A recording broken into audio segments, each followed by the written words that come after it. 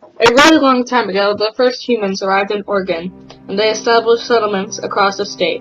By the 1600s, the state was dominated by the Bannock, Shasta, Chinook, Kalapuya, Klamath, Molalla, Nez Perce, Takalima, and Umpqua tribes. And the first Europeans arrived in 1543, when Spanish explorer Juan Rodriguez Cabrillo arrived on the southern coast.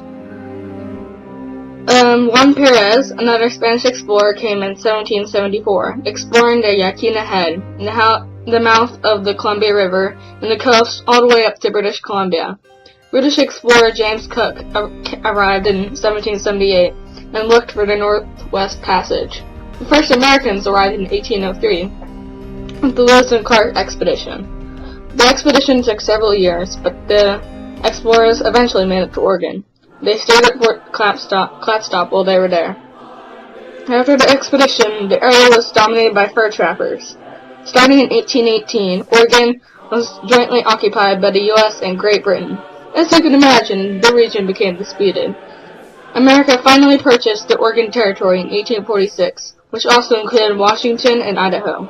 Even before this, though, American settlers were already traveling to Oregon along the Oregon Trail. The trail ran 2,000 miles from Missouri all the way to Oregon, along a similar path to the one Lewis and Clark took on their expedition.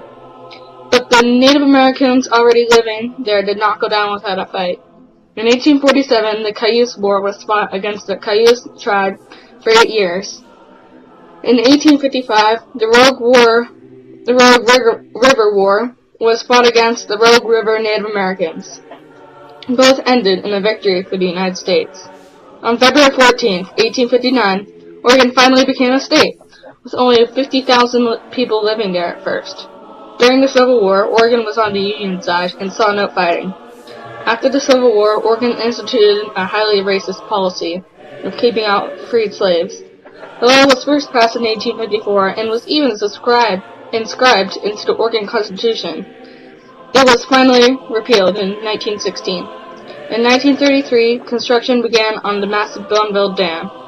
It was completed in 1937. Currently, Oregon has 4,143,000 people and is now 160 years old. So happy birthday, Oregon, and happy Valentine's Day too. Thanks for watching.